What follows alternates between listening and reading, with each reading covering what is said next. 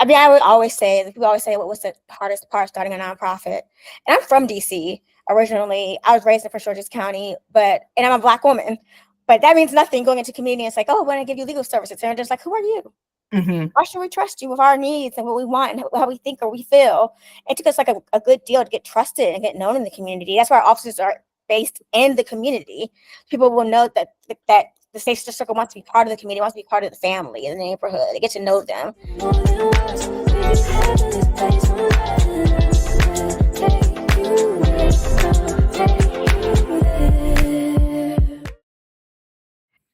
Okay, hello, do-gooders. Thank you all again for tuning into the court order in our series, What's Your Impact? Where we are asking change agents, people who are doing amazing things within their local and global communities, what is your impact? And today I am joined by an incredible person. Let me introduce who this person is to you so that you can understand the incredible impact she has had globally, more immediately within the greater Washington, D.C. area, okay? So today is with my excitement that I introduce this executive leader, this attorney, this advocate for Black women survivors of domestic violence and sexual assault.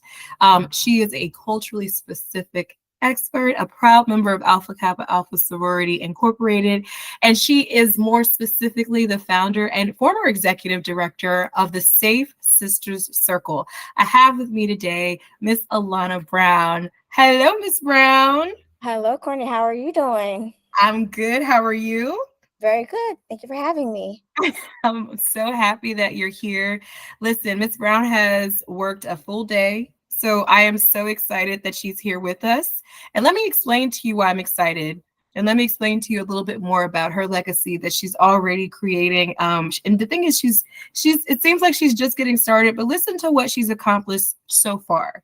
She is a graduate of New York University, where she studied Africana Studies and Political Science. She then received her Juris Doctorate from Georgetown University Law Center. Now, Miss Brown, like I said, is the founder and she is the former executive director of the Safe Sisters Circle. And her whole vision with that organization was to serve Black women and Black women survivors of domestic violence. But prior to that, she hit the ground running post-graduation in public service and legal representation for multiple groups within the greater Washington, D.C. metro area. After almost a decade, folks, of work in service and in litigation, she decided to found her own nonprofit. And this organization, the Safe Sisters Circle, provides legal services in the realm of protective orders, in family law matters such as divorce and custody, and also in other family law matters that immediately come to mind, such as child support. And she is an advocate for victims of domestic violence specifically, okay? Since its inception, the Safe Sisters Circle, this organization, has expanded its work beyond legal services into the realm of immediate social needs and mental health services.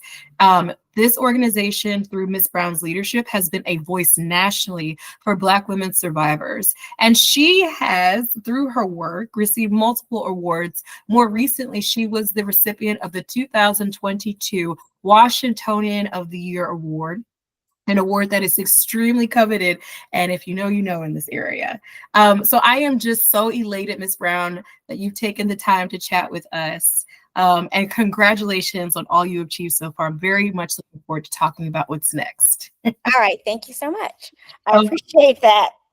Of course. So we're going to start just with a getting to know you speed off round. Mm-hmm. This is where I'll ask you some questions and you get to kind of give me your this or that. And so it's a way for us just to calm down, cool down from the day, and also for folks to get to know you. How's that sound? Sounds good. Okay. Well, let's start with your favorite color. Pink. I could have guessed that. Anyone could guess that who knows me. Well, staff could have guessed that. I'm very pink and girly. We have to keep being girly alive. Okay. I love it. Yeah. Now you're like I said, you're in DC. Here in DC, people either love brunch or a romantic dinner. What do you like better? The lit brunch or a romantic dinner these days? Lit brunch. Lit brunch? You go with your girlfriends. So it's a lit brunch. I love my girlfriends, so always going to be lit brunch.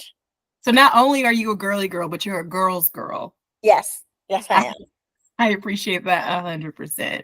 Okay, so we got your favorite color, pink, and we understand that you're the lit brunch girl. If you're given the choice between a music concert / festival or sports game, which one are you going to go to? Music, that's just because I don't do sports. And I don't understand them. I don't watch them. I don't participate in them. I was a cheerleader, but I was like an all-star cheerleader, so I didn't really do the cheerleading of teams type situation. But I'll go for fun if they ask. But I'm always gonna go for the music. I love music. I love dancing. You know what? I'm starting to piece together pink, girly girl. No, thank you to the sports. I'm starting to. I'm having a stereotype, but that's who I am.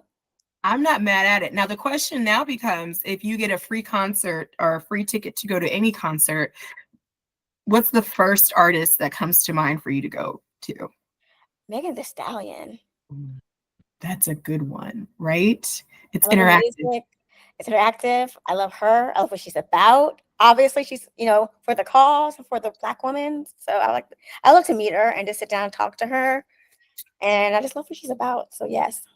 I love that. And I can't say that I disagree. So we have a few more. Now, you, of course, are a professional woman through and through. So tell me, what do you prefer, Gmail or Microsoft Outlook? Gmail. Okay. Without hesitation, too. Gmail. I just don't like Outlook. I just think Gmail is easier. It's more user-friendly. Yeah. I'm always down for user. Same way I prefer Macs over PCs. Like, I just like things that make it make sense easier. Yeah. I hear you. And I think most people would agree with you. That's no shade to Microsoft. If Microsoft wants to fund and or work with either of us, we love you too. Wink, wink. So let's talk projects. So would you rather, or do you prefer the big community projects that impact quantitatively more folks, or do you prefer the small scale projects that may not hit as many people or touch as many folks, but still has a qualifiable impact? Which do you prefer to work on? I think the smaller projects. I guess what I'm more used to working on. I think it still has a more of a ripple effect. So it might only hit 10 or 15 people, but I think it's going to spread out. The effect will spread out to the community as well. So we used to have a thing for girls, My Body, My Rights, that put on reproductive justice, sexual assault, domestic violence for young high school age Black women in DC, Black young women. And about 50 people came. I feel like them coming, they would spread the word to their friends, their girlfriends, their mothers, and then they got so excited. Other people wanted to come into future events and things like that. So those are a small group of people. We had good discussions. We had good lunch. We had little gift baskets. And and I feel like they feel empowered, and it's like young women, but also we were educating, discussing important things. And I feel like that spread out to the community and to themselves. And I thought that was like a very well done program that we did. It wasn't directly legal services or directly mental health services, but it was a service to the community regarding that domestic violence, sexual assault, reproductive justice sphere that happens to us as Black women in DC area. So incredible. And it speaks to just the work, and I know I keep using this word legacy. You continue in your work to plant seeds. And these seeds, of course, are so important, right? Because they're not something that's fast or quick, right? They're something that you embed within communities, smaller pockets of folks that spread, right? Because you have to gain the trust of communities before you even start to begin to preach at them or to bring them to, quote unquote, the light. I mean, I would always say, people always say, what was the hardest part starting a nonprofit? And I'm from DC originally. I was raised in Prince George's County, and I'm a Black woman, but that means nothing going into community. It's like, oh, we're going to give you legal services. And they're just like, who are you? Why should we trust you with our needs and what we want and how we think or we feel? It took us like a good deal to get trusted and get known in the community. That's why our offices are based in the community. People will know that the Safe Sister Circle wants to be part of the community, wants to be part of the family in the neighborhood. They get to know them. And it took us a while to establish trust. And once the trust started getting established and start passing on the word, then it got better in terms of the relationships. It gave the clients, pass our name and things around. Building trust is so important. It really is.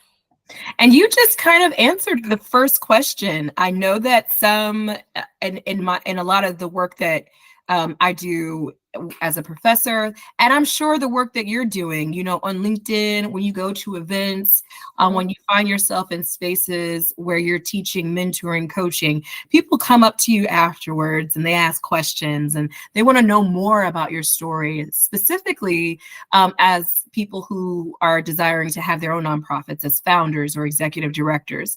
So if someone were to ask you, right, after a panel discussion where you feel like you've told the room everything that you can about your experiences as prompted by the moderator. But if someone were to come up to you and say, "Hi, Ms. Brown, could you tell me about what it is that happens at the Safe Sister Circle?" How would you describe, right, your work, your role, and within the last 5+ years that you've been able to implement, right, within this group? How would you describe it? So I think the most important thing to understand is that in the DC domestic violence sexual assault arena, particularly legal services, is a very white woman dominated field.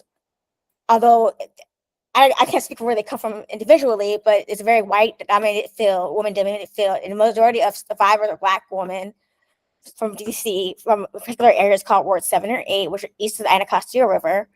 And there was no one who represented that looked like them, who came from where they came from, who understood their culture, understand the challenges that they faced. And by working for these other organizations, if I volunteer working for them, I understood that there seems to be a disconnect of cultures, a cultural disconnect. And why was no one listening to these women? Why were people treating a lot of maternalism, of white saviorism going on? I just feel like I could do this better. I'm a Black woman. I have been through some things. I know what it's like to be a Black woman in this country. And I listen to the clients. And I just realized I have better relationships with the clients than my colleagues do. But still, I wasn't getting up higher. I wasn't being promoted within these organizations. And I saw other Black women not getting into them and me not getting into certain organizations. I said, I could just start my own organization just for Black women, for us, by us. And why don't I do that? And so that's what I did. And so our goal was to not just provide legal services, but to provide them culturally specific legal services that focus on how to help Black women intentionally help Black women survivors of domestic violence, sexual assault, and to also give them holistic. We realize you just come to us just wanting a civil protection order hearing or civil protection order. You're going to need help for housing, for food insecurity, for mental health, for your kids, for your kids' voucher, for your kids to get coats. We want someone to get a woman some car seats for her kids because we had a custody case. The father was like, she don't have car seats. She had like 5 kids under 5. She had 2 sister twins. And we got the car seats. You know what I'm saying? It's just like, it's not necessarily related to the legal case, but it is. We understand that there's a lot of intersections of poverty and race and class that come in, particularly in DC. And then we want to address those things. Legal is how we get them in, but the services is how we keep them. So we have advocacy services. We had an advocate for survivors there. And then we started a mental health clinic. Or as I was leaving, we started off a mental health clinic because culture specific for Black women, because that's just, there's like 100-day waiting list to get any type of legals. I mean, mental health services that are free. None of them were Black women providers, and we're having issues with our clients complaining, like, we want Black women therapists, like we have Black women attorneys or women of color attorneys. And I was like, well, maybe we could do it. It's like, I think you can. And so we applied for some grants and they were able to open it. So that's going on. That's building up right now under the new ED, Sylvia Guzman, who is amazing and is doing a great job so far. And we'll continue to do a great job. So now we have the legal services. Now we have mental health services. So it's 2 components to the Sister Circle. So I think that's what we do and what we're doing, and great organization.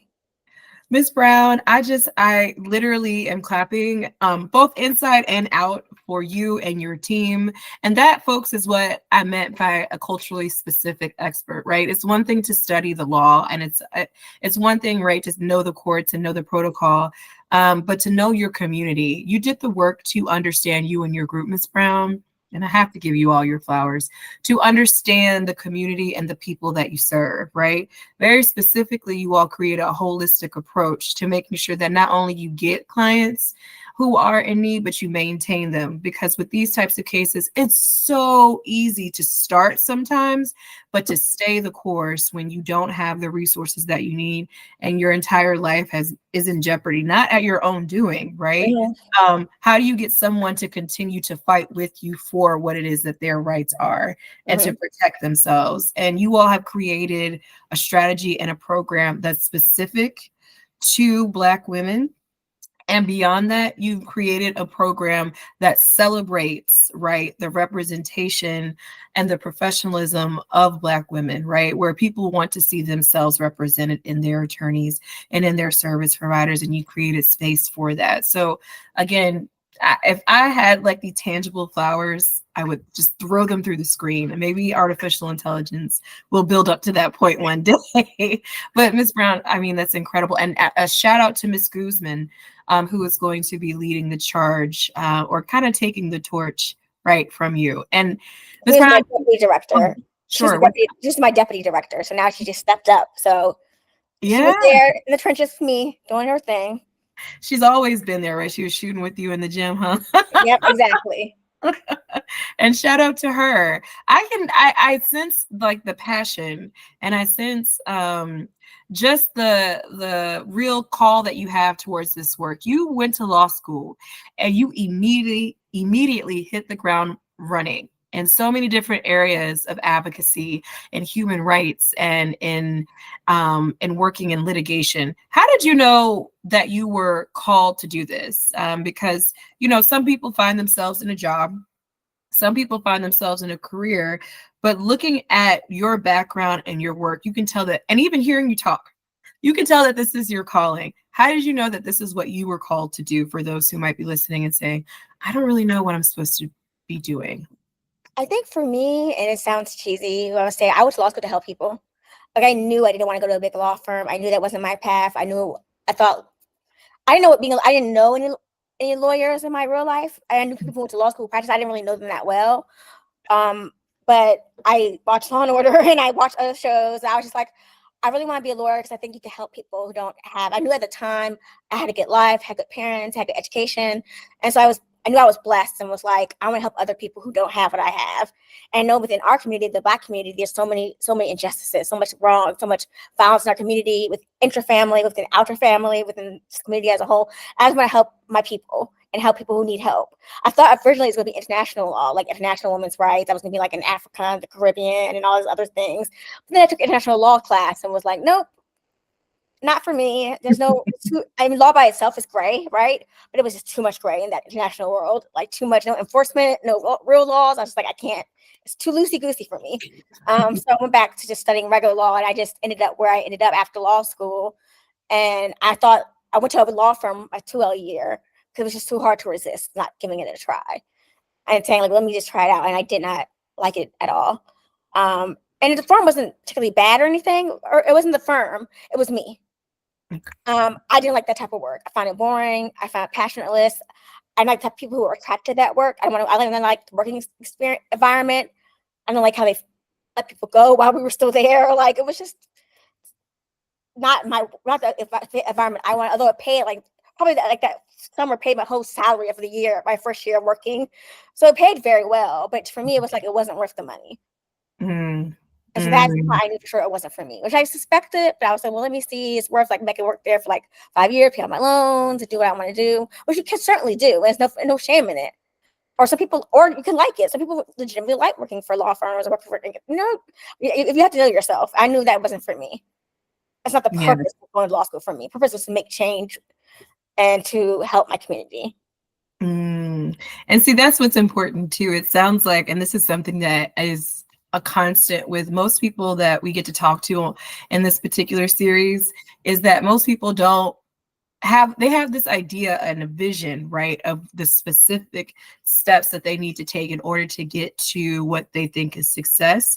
But that the central point of all of this is purpose. There's a sense of purpose. And the sense of purpose for you is helping people, right? To see the manifestation of your work, to see the fruit of your labor in the changed community and the changed people was what was important to you. And hey, there are people who are listening to this who say, listen, my why is money. My why is, and that's wrong. That you work hard, you make money. Like I have friends like that, and I'm not gonna hate on them. They live good, they live good lives, and I live a good life too, but just different financial situations. It's okay. And there's nothing wrong with money being your why, because money can represent a certain amount of freedom. And you can also use that money to donate to organizations or people who are working for different purposes. Like, Absolutely. That's how we got our money from donors. who, made a Yeah. lot, made good money. So, it's all good. Yes, exactly. But your why very clearly was to and is to help people and help Black women. And so, with that in mind, a lot of people are understanding slowly but surely what social impact is. It's interesting because if you were to say social impact, like I want to work in social impact, maybe 10 years ago, most people would say, oh, you work in social media. That's great. Like, no, now people understand what it is. And so I want to just throw out some of the pockets of social impact because it means so many things to so many people. But how would you label your impact in your work? Like for some people, it's, the philanthropy or volunteerism. Others, it's corporate giving, ethics, resource sharing, access and opportunity, advocacy, or even creating spaces for marginalized communities. I know there's probably so many more that I'm missing, folks, but for you, Ms. Brown, what would you say are your areas in your career thus far, or even in the future that you're working on? I say advocacy would be the top one, obviously, because we started out our bread and butter was legal services, and we were advocates for survivors of domestic and sexual violence. And I would say reaching out, holding spaces for disadvantaged people, whether it be just a space for people to listen to your problems. Maybe they didn't want to go forward with a CPO, but they wanted someone to hear them, and just hold a space like for Black women to be heard. And also to hold a space for actually Black women and women of color attorneys that we hire, because they don't get hired for this type of work that they want to do, because people aren't hiring this. We're holding a space for women who want to do this type of work, but they're just not getting hired by these other organizations, and they're getting trained up. And then it's like a vicious circle. They're not getting trained. They're not in these clinics. They don't go to certain schools. They can't get hired into these jobs. We hold in space for them too to do their life's work. And then there's one before. You said the advocacy. There's one before the advocacy. Sure. Right before advocacy, it was access and opportunity and access opportunity. So I think when you get someone out of abusive relationships, you give them access and opportunity to go to school, to get jobs, just even if you're not working but staying home, if a lot of kids are taking care of them, make sure they're not sick, make sure they're going to school. You get so much more opportunity when you're not in a violent situation. And I think we help a lot of women get out of violent situations where they have just more opportunity to grow as a person and to be free to do what they want to do. Absolutely. And for those who might be at home and they're not as legally inclined, could you explain or define what TPO is for folks? Oh, so a temporary protection order is when a person feels like they're in danger for their life and they go to DC.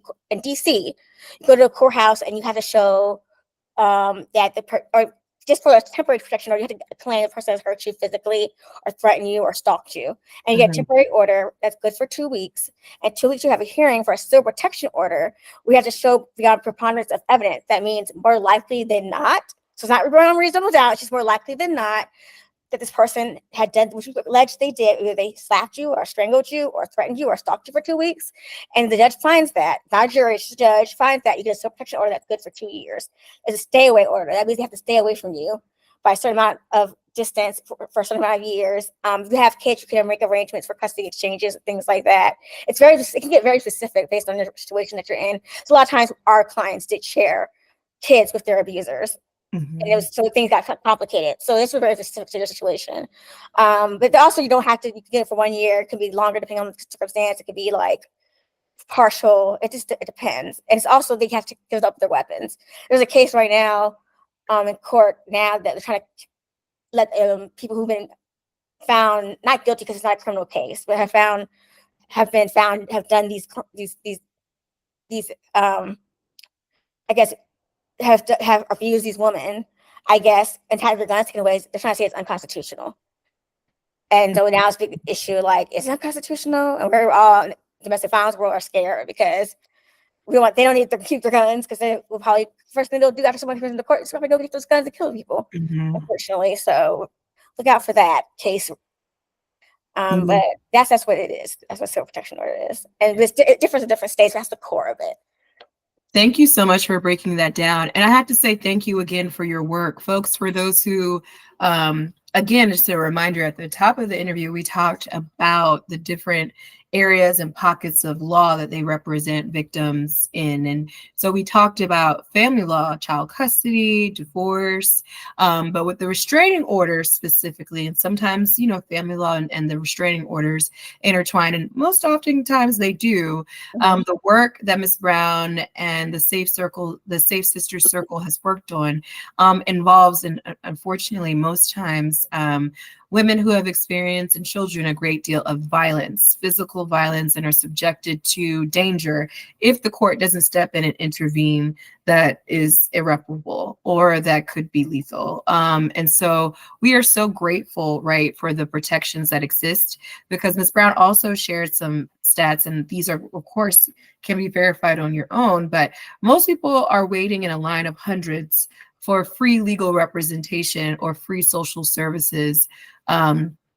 And if it's a matter of life or death or immediacy, how long does someone really have to wait for these services? And so the Safe Sisters Circle offers this type of help, assistance legally, but also in the other realms, in the basic human needs kind of cycle to victims. And I just, again, Ms. Brown, want to thank you. I have to ask you though, hearing all of these stories, working with so many people, seeing the children and the women and families going to these court hearings day after day, gathering intakes, you know, what is it that keeps you in this field of impact for over 10 years?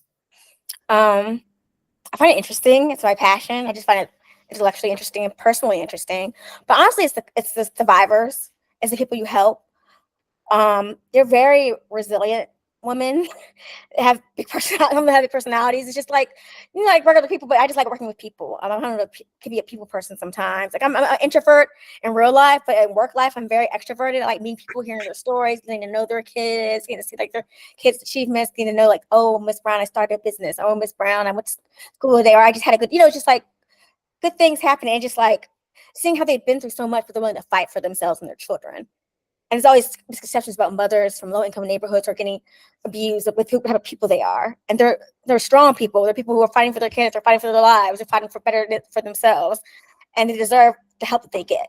They deserve it. Now, they haven't had the chance before to have it or been heard, but that's why it exists, or why I started it, so they would have that chance.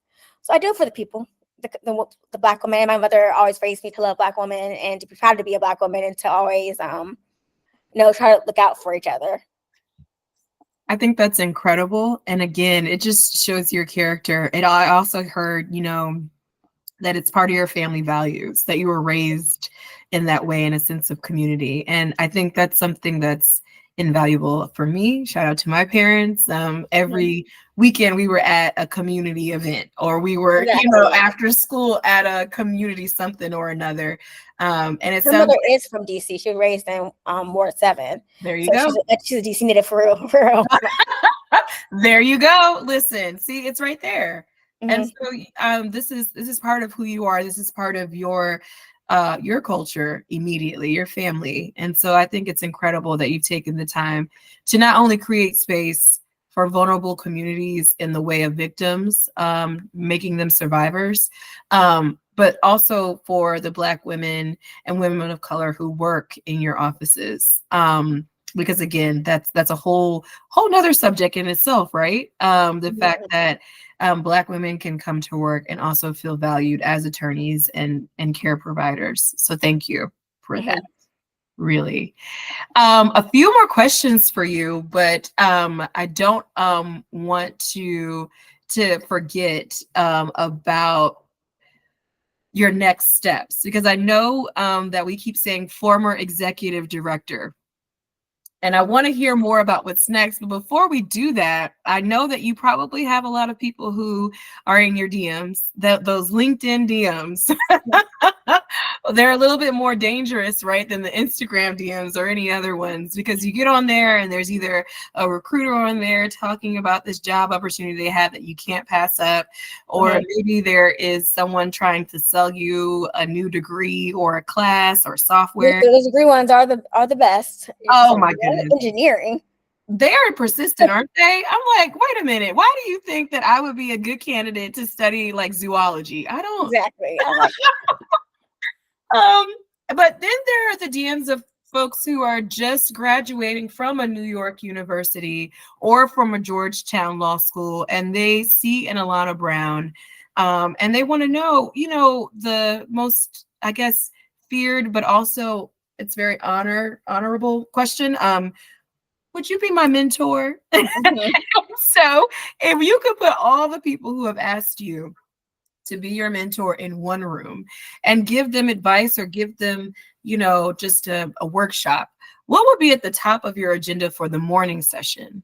What would you tell them? I would tell them, be brave and be uncomfortable, but trust yourself.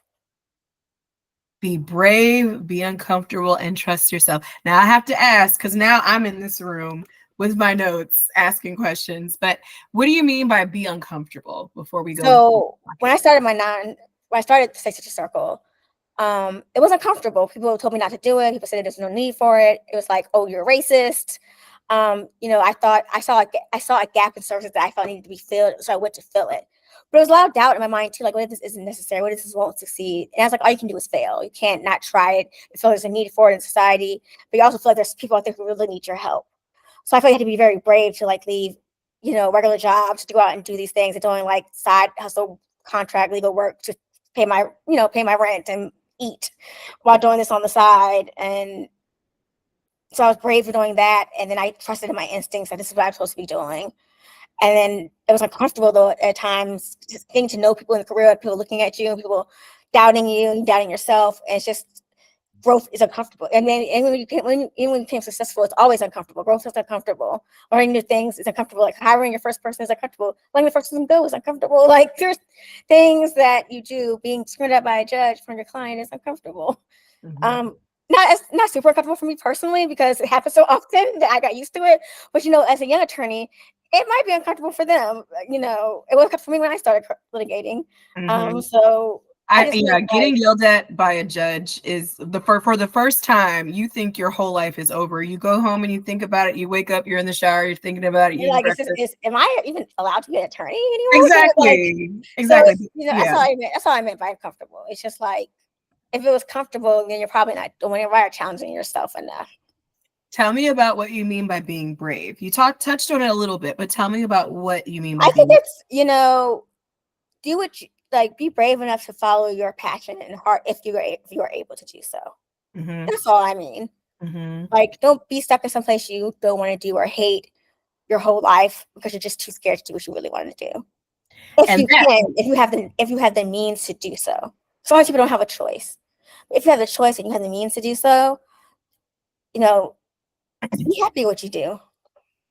And that message, pardon me, earlier, that message of doing what it is that you want to do, right? Doing what, and don't necessarily feel tied down to something that you hate or don't want to do. That message is not just for the entry-level attorneys, wink, wink. That is for everybody, right? Who's seasoned, and who might be afraid to make a pivot. Think about it. What is it that you're passionate about doing? And if you can, then do. The last part of that question that I have for you and that advice, you said, be authentic, be yourself. And I'd love to know what you mean by that, but also a time where you yourself had to be authentic and be true to yourself in your career. I don't know if I said that, but actually it's something I usually do say. So thank you for bringing it up. Mm-hmm. I can be authentic. I think you always win being yourself. I think what I've learned, even before I started nonprofit, I remember I worked for a sexual trafficking for young girls organization, and they always call me so corny, like, Miss Brown, you're so corny, but I am kind of corny. So I was like, I am. Like, I didn't try to be cool. I didn't try to be like from the street. I'm not. And so I was like, I'm just gonna be myself around these girls, and they like it, and they always got along. I listened to them. I talked to them at their level. I meet people where they are. And just be myself. I feel like, this works. I should just keep doing this. And so generally I try to be myself. I feel like people accept you as who you are, as honest, and they find that trustworthy. And then in the professional sense, I think, I'm not saying go crazy, but I'm saying you should, put yourself out there as who you want people to take you as, I guess. Like, take me seriously. I think stuff like, I plan to be taken seriously. I plan to be taken professionally.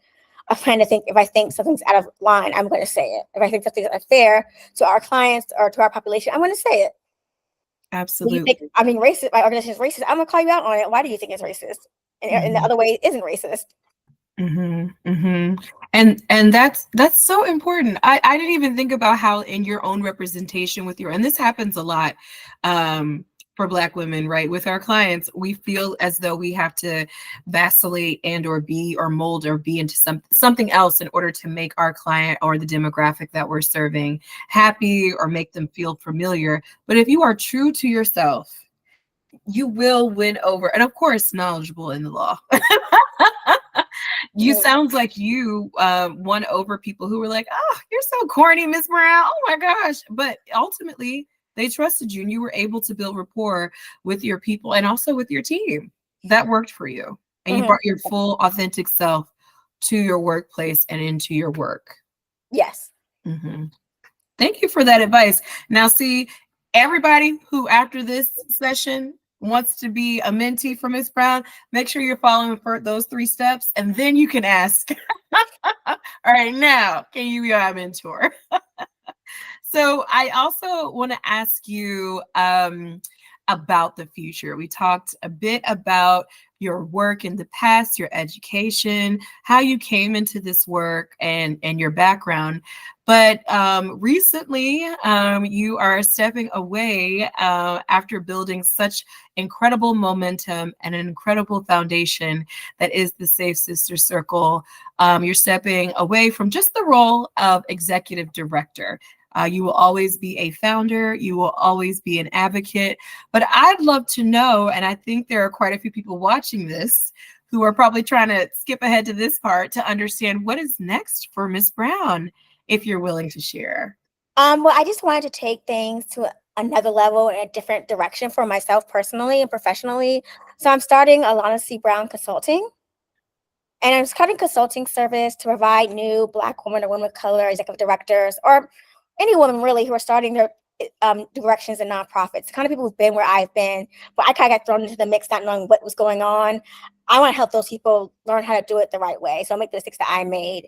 And I think my advantage is that a lot of there are nonprofit consultants who aren't women of color, who aren't Black women, but also have never been Black women EDs that before themselves.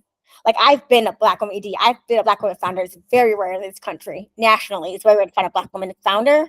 It's very rare to find a Black woman ED, especially in gender-based violence or women with gender's rights. And so I've been all those things and done it successfully for 6 years and built up a good budget, donors, good programs, and good services for our clients. Are very happy, good impact. And so I just want to like share the wealth with other people and help build up a base of clients to do that with. So that's kind of my next steps. I am screaming on the inside. I am so happy for you. Congratulations. This is going to be an incredible service that you provide, folks.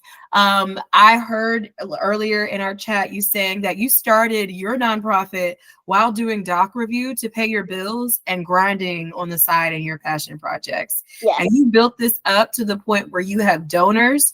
You were able to hire staff. You're able to hire interns and fellows. You're able to have holistic approaches. So you involve social services as well. You built this up to a nationally recognized organization. And so I am so excited to hear that you're going to be sharing this wealth in the area of consulting. There needs to be more of me's. There should be more of me's out there, the more Black women leaders who exist. I know they exist because I see them on the ground. I'm like, you need to start a nonprofit. Like you're doing the work, but you're not having the tax break or getting the fundraising or anything. You need some help. We need to work on this. And so I felt it was a gap of services that were needed. And so I was like, I think I can try to like fill it. Oh my gosh, that's incredible. And when you just said the tax part, I was like, now listen. People listening right now probably like, listen, Miss Brown, I need you now. I filed my taxes and I don't know what this is. You have a vast array of knowledge in litigation, helping clients, teaching, because one component we did not talk about was the fact that the Safe Sister Circle also educates the community. Yes. And so, Ms. Brown, I want to give you an opportunity to talk a little bit about that before I do, because I'll sing your praises. But a big part or component of her work is working in the community for those who may not seek out representation immediately or seek out an attorney. there's something called a Know Your Rights clinic or the community clinics. And Ms. Brown, I want to give you an opportunity to talk about that component too. It ties into the training and education component of her consulting. So I'll let you take it away there. Well, we just go into communities. We make connections with different. We have a grand plan. When I started organization, I did learning sessions with different like salons and nail shops. Like, where Black women go. I know, nail shops, salons, and churches. And to Anacostia Arts Center, I worked there too. So when we met with different centers and different socials, and through Martha's Table, which is a well-known name in Southeast that people trust, we have quarterly community clinics, and we talk about, you know, the red flags of domestic violence. What is domestic violence? What does it look like? Because a lot of people in abusive relationships don't realize they're in abusive relationships. It's been so normalized for them because their parents were in it, their grandparents were in it, their friends are in it. They don't realize they're actually being abused. So we have to say, use the word harm. Like, has someone harmed you? Do you feel like you're in harm's way? Do you feel like someone's hurting you? We're having discussions about different types. What does harm look like? It's financial. Is it physical? Is it mental? Is it isolation? You know, we give all these red flags. So, and then it's like, well, these red flags, what can you do? What should you do? Who can you go to? We give them different, you know, the national helplines, and like for different things, like for mental health, go to this one. For legal services, go to us. If you're like a child, there was another organization just that. Now we do children too, but just different resources. And how can you help if it's a friend or a family member? These are ways that you can help family and friends. And we do the same for sexual assault, and we do the same for sexual trafficking. And we have reproductive justice. Like, what are your rights depending on your age? What are your rights in the Black community and DC towards reproductive rights? Whether to get the birth control, whether to get a pap smear, whether to get abortion, what can you legally do? Because it's kind of confusing, all these laws going on now. Like, people don't really know what's going on. And we just do that quarterly. And then we have people stay if they want to do a protective order in person on the site. We have lawyers there to do them. And they become full-time clients if they decide to do that. Incredible. So you hear that Ms. Brown has the experience not just in litigation and advocacy work, but also in training and education, community building. And another thing that a lot of people in the nonprofit space lack the ability to understand and to master is the money part. So not just the tax part, but we're talking getting donors and applying for grants and managing that money. So the grant thing is interesting because I'm actually a really strong grant writer. Like, I was our own grant writer till like a year ago, and I got 85% success rate of grants. I don't know why, because I was a lawyer or because I just took to it really well, but I'm a really good grant writer. Mm-hmm. And I don't hate it like some people do. It was kind of, we got into grant writer, or we got an actual grant writer towards, and I just didn't have the time for it. It was just so time consuming. I was just like, I can't do it. I can't do all. One night I was at midnight with a grant that was due like that at midnight, and I was at 11:59 trying to get it in, and I was like, I can't do this anymore. I gotta get help. And so that's why I got one. But really, like, I'm very good at grant writing and fundraising. We have a lot of large donors in the organization. My organization had a lot of large donors that I, have solicited me, and we get up relationships, and it's just great relationships. You actually become friends with some of them because they're really good people. Like I said, the people who do have money to donate are good people too. They, use to get the money in different ways. And so, so those are our skills that you have to come. Grant writing skills is something you can learn for sure, and I could teach people to learn them because it is a trick of the trade to me, to them. Like any test you take, like studying for the LSAT, it's like a way to grant write. You just have to learn that way to grant write. Staying with friends is like a cycle, and you have to learn the cycle, how to do it, and little tricks and turns, but there's ways to do it. But you don't know, like, as a Black young ED, I didn't know coming into there was. I had to learn it myself, all these different classes and different leadership things, but they exist. Incredible. But 85% approval rate. Okay, that's unheard of. And incredible. And I'm just, again, in awe of you, Ms. Brown. And so I want folks to understand the capacity of everything you do, but if it's so much for people to consume and they want to reach out to you, or they want to learn more about your new work, your new founded baby, how is it that they can get in contact with you? Well, I'm going to ask you to put my LinkedIn, of course, link in your notes. So I'm still building up the website, and so I want to be the phone when it's ready. So if they can just reach out to me through DM. They can just message me through LinkedIn, and that would be fine. I'll get back to them. I'll get back to everybody. Fantastic. So folks, right now at this point, you can go down to the community notes in the YouTube link. And if you're watching this on the courtorder.space, it's also available right there for you to grab. Make sure you add her in the note that you send for LinkedIn. You can say that you watched the court order or what's your impact so she can add you. And she'll also, I'm sure, Ms. Brown, make a huge announcement for folks to go to your website when it's ready. But I will. And yeah. you can follow me, but also I'm also getting people for free right now just to find people with people's needs. So I'm trying to gather like kind of like listening sessions, but for clients. I'm trying to gather what people really need at the moment. Like at this moment is what's really needed with people. So people want to meet and talk, pick my mind, pick my brain. I can pick their brain. I'm open for that too. So, just get at me if you like to. Listen, I just want to plug that in case someone wasn't listening. She said free for now. Okay. So right now we're in the free phases because the price will go up. Okay. So if you're interested, don't hesitate. Reach out to Ms. Brown to have that coffee date, that virtual coffee date, to understand how you can benefit from her services and vice versa, because she's a really, really important person to know if you're interested in making an impact in the community.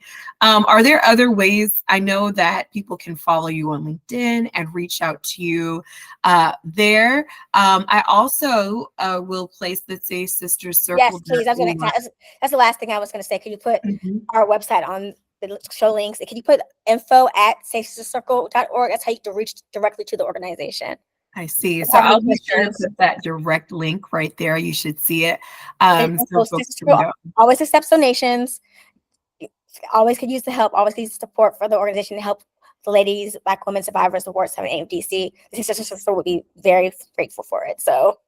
Of course. Before we go and before we end, I'd love to, I know we have talked about your new project as in consulting and how you're kind of not closing, right, but starting a new chapter. Are there any events or immediate causes with Safe Sister Circle or with you that you'd like to highlight? For whether it's volunteerism, I know you mentioned philanthropy and donating. I said donations. I think people don't realize how important donations are to nonprofits, but they're very important. So I think I can't emphasize that enough. But also volunteering, especially if you're an attorney. We have I don't know, Sylvia was thinking of doing a pro bono attorney. So if you follow them on LinkedIn or follow them on their website, which you sign up, you get part of the newsletter, or also just build up a pro bono program. So anyone willing to give those skills or do that would be helpful if you're interested. I think a lot of attorneys are probably watching this, correct? Yeah. So yes. So if you want to volunteer your time, you're interested in getting involved in that type of work, reach out to the info@safesistersorg.org and tell them, and you can get some experience volunteering. I think the keys extra help.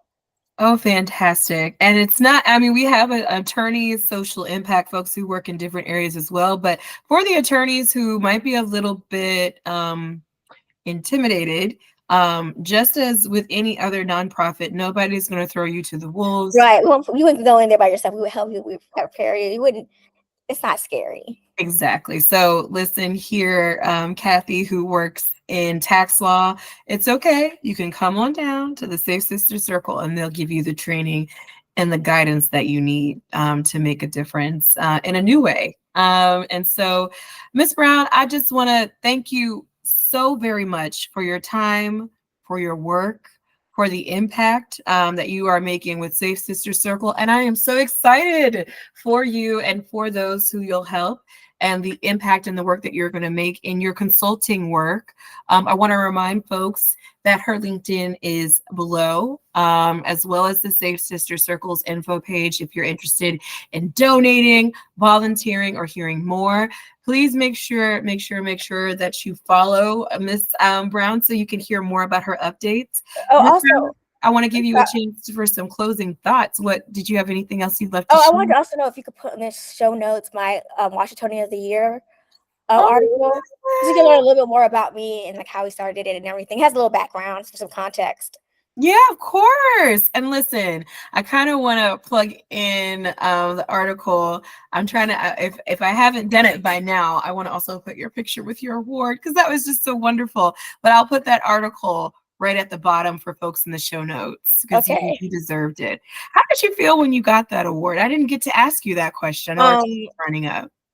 Really, really surprised. I didn't see it coming. I was like, they kept calling me. I didn't answer because I didn't know the number. So they sent me an email. I was like, what's this? I was like, what's happening now? Mhm. It was very surprising, very like unexpected, but I was very happy. I was like, I had to reread it, like, what's happening? So it was really good. You had to go to a brunch like in January. It was really, I got to with my father and my family, my cousins and my aunts and stuff like that. So it was really nice. Congratulations. Ms. Brown, again, thank you for all of your work. I'm going to put, folks, again, check the link for how to contact Ms. Brown. Thank you again for joining me today in the court order. It's very clear what your impact is. And please continue to do the amazing work and build the momentum. Be your authentic self, be brave, and be uncomfortable. Thank you, Courtney. Thank you for having me. Of course. And until next time, remember, do-gooders, to see the good. I'll see you all next time.